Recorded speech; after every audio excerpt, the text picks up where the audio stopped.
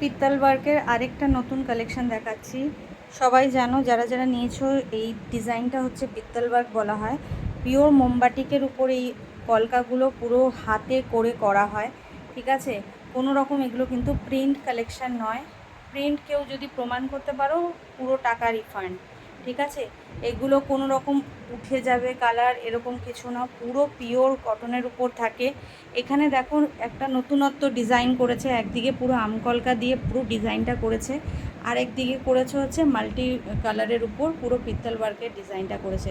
তার সঙ্গে দেখো ওয়্যাক্সেরও একটা মানে ডিজাইন রয়েছে, ঠিক আছে। এগুলো করতে কিন্তু ভীষণ সময় লাগে, কারণ এই পিত্তল ওয়ার্ক করে তারপর তার মধ্যে আবার ওয়্যাক্স ডিজাইনগুলো করা পিওর মোমবাটিকে, এগুলো ভীষণ টাফ কিন্তু, আর অনেক সময়ও লাগে। অনেক দিন পরে আবার এই কালেকশানগুলো আনতে পেরেছি।